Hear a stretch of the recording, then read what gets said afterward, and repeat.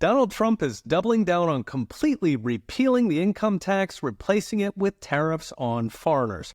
The left, who uses the income tax to suck the blood from the American people on behalf of giant corporations, and pink-haired child mutilators are popping their little heads.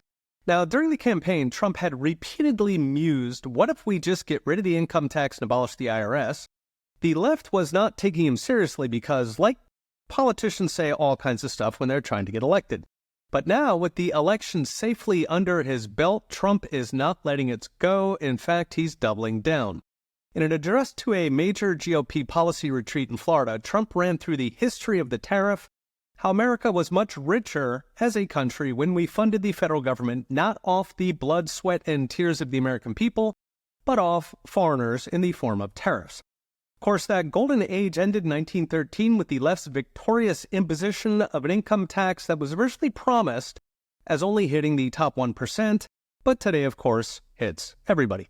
Now, I've talked about the tariffs for income tax trade-off, but in short, if you get rid of the income tax and replace it with tariffs, you're looking at a $1.5 trillion net decline in federal taxes, so you would need Elon's Doge to cut spending. In return, you would massively raise income, raise economic growth, and lower inflation. I've estimated the average American household would see something like a $30,000 rise in annual income. It's about 40%, and it comes to about $2,500 per month. About half of that would come from the taxes you no longer pay, the other half from higher economic growth, since we would no longer be taxing work or entrepreneurship.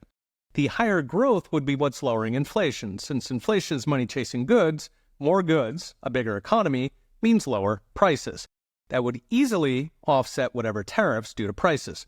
Moreover, and Trump's highlighted this, an America without an income tax would be easily the most attractive country to produce on Earth. Especially paired with tariffs and regulatory cuts, which Trump is also pushing, literally every country on Earth would start trying to move production to America. China would be the one crying about rust belts. So what's next? Brought to you by Unchained.com. I was giddy about a presidential candidate merely talking about ending the income tax. Now we've got a sitting president who actually wants it. Hard to overstate just how massive this is. Having said, can it happen? With Republicans controlling all three branches, absolutely. Legislatively, you just repeal the Revenue Act of 1913, stroke of a pen, the IRS is gone forever. And thanks to something called reconciliation, any bill that primarily affects revenue, which this is by definition, only needs simple majority in Congress to pass for 10 years, at which point I suspect the American people will not want an income tax they have not been paying for 10 years. In short, after generations of promising to battle for smaller government, the GOP finally has the chance to make all their promises come true. Trump wants it. The American people want it. Gallup says Americans think their taxes are too high by 15-1. The last barrier is Republicans in Congress who, in theory, serve you. Read the rest with charts and all the gory details at ProfSaintAnge.com. Okay, we'll be watching.